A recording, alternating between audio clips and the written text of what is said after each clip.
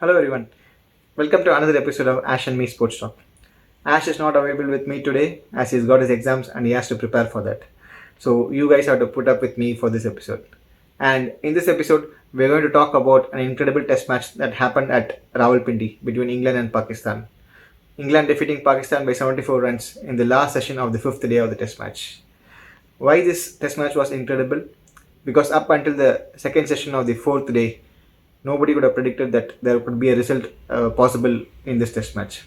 The match was played on a flat, benign track, and there were people scoring centuries left and right. And the PCB chairman Ramesh Raja even himself declared that this pitch was a shame for any international match.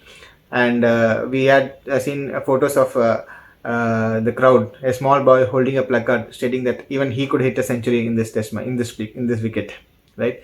So such was the nature of the pitch, and all the experts predicted that this would go into a dull draw. All that changed because of one courageous, bold decision taken by the England captain Ben Stokes.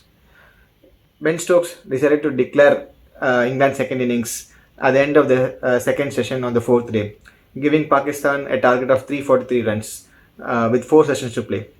And this was one courageous decision, and this was typical of the way England approached the game, both in white ball cricket and test match cricket. They go out all guns blazing, they want the result, and even if they lose in that cause, I think it doesn't matter for them.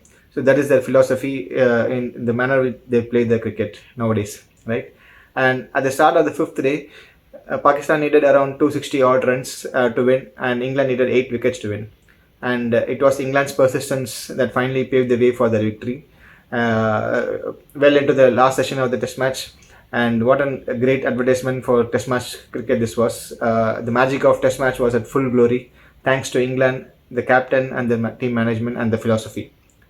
And to start with England's first innings, right? So they started with all guns blazing on the first day.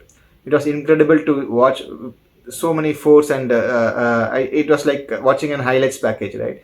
And on the first day itself, England team scored around 507 runs on the first day of just 75 overs. It was incredible batting, and it was typical of the bass ball philosophy that Brendan McCullum has given them, right? And attack at all costs. That is England for you nowadays, both in white ball cricket and Test match cricket. And England finished the first innings at 657 runs in just 101 overs.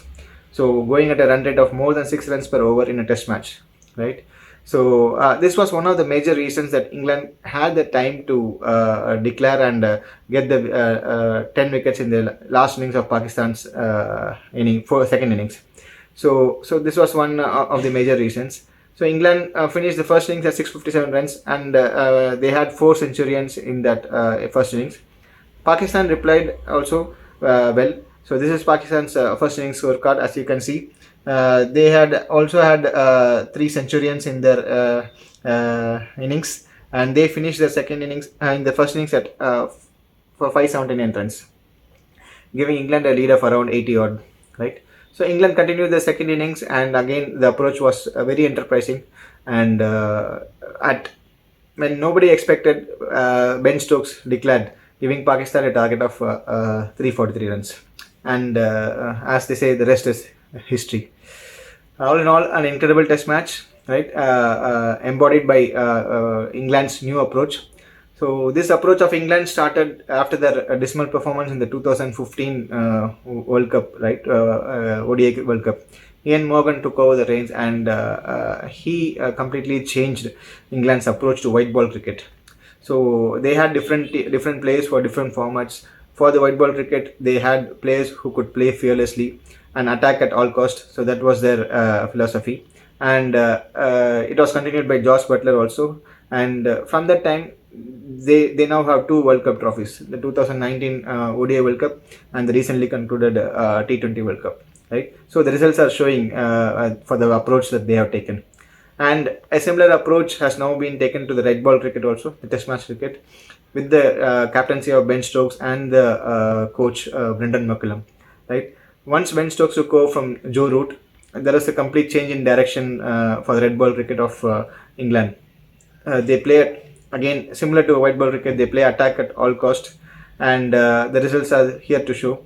And if this continues, I think we are in for a era of dominance by England, both in white ball cricket and test match cricket, similar to what we had seen the great West Indian teams of 70s and 80s and the Australian team in the 2000s, right?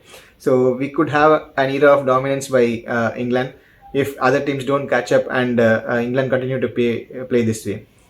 So all in all, a great test match, and it was a very entertaining and interesting to watch. Cheers to the way England, cheers to the English team and Ben Stokes for this incredible victory.